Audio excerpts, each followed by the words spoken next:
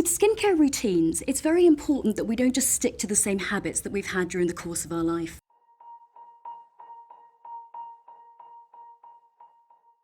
Hi, I'm Dr. Anjali. I'm a consultant dermatologist and menopause skincare expert.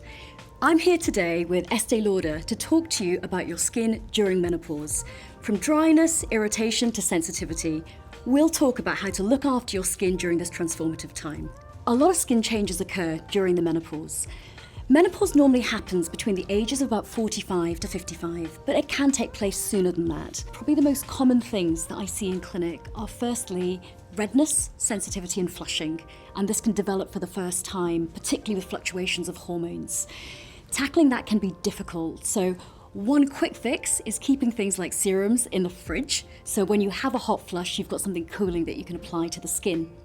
If redness and sensitivity is an issue, it's just making sure that the products that you're using are going to support rather than disrupt the skin barrier itself. The second common thing that I see is people going through the menopause, so they're not quite through it yet, so the perimenopausal period, and a breakout of acne or spots for the first time. If you're getting spots or breakouts, it's about making sure that you're using products that are non-comedogenic.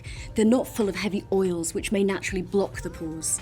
Using serums or moisturizers that contain hyaluronic acid as part of a routine in the morning and the evening can be of benefit. If your skin is sensitive, you may want to reduce the number of layers you're applying to the skin, making wiser and smarter choices about the things that will hydrate and nourish without overly layering the skin, causing potential irritation. So in terms of skincare routine, looking at your individual needs is incredibly important. Thinking about your diet, thinking about the exercise that you do, so strength-bearing, weight-bearing exercise at least 2 to 3 times per week. Making sure that you're getting the calcium, the vitamin D that you need in your diet. You're supporting your heart health, you're getting plenty of omega-3 healthy fats in your diet. And if you are feeling stressed out, then finding a form of exercise, be that meditation, yoga, all of which can keep your muscles, your bones supple, but also affect mental health in a hugely positive way. Facial massage can be a really good way of reducing stress.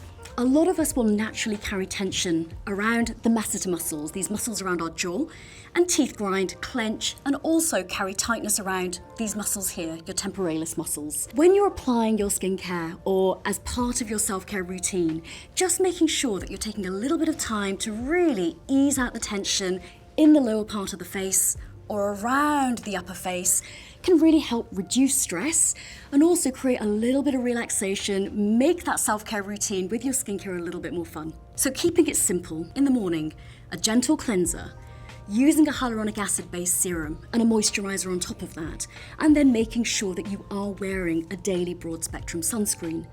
Wearing sunscreen every day is an absolutely vital part of making sure your skin is staying resilient and you're reducing the signs of premature skin aging. At night time, you want to make sure you've cleansed the skin thoroughly. Once you've done that, again, a nourishing serum with hyaluronic acid and a nourishing moisturizer to go on top of that. Products such as Advanced Night Repair Serum and the Revitalizing Supreme Moisturizer can be layered together to boost hydration and boost the barrier function of the skin. Double cleansing simply means cleansing the skin twice. Traditional double cleansing often referred to an oil cleanse first, followed by a water cleanse. The truth is, it doesn't really matter what you do. The purpose of that double cleanse is just to make sure that the skin is clean and everything has been removed thoroughly. I think my top 3 pieces of advice for women going through the menopause are, firstly, be aware that there may be changes in your skin. This is incredibly common. So making sure your skincare routine is optimized, potentially making sure you've got enough hydration in the products that you're using. So hyaluronic acid is a good ingredient that you could think about.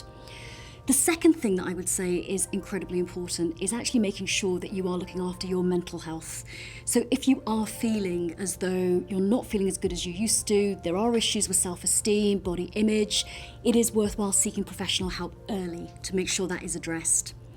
I think the third thing is actually making sure that you're looking after your general health, and by that making sure that your diet is good and your physical activity doesn't peter off and that you are thinking about bone density and muscle mass.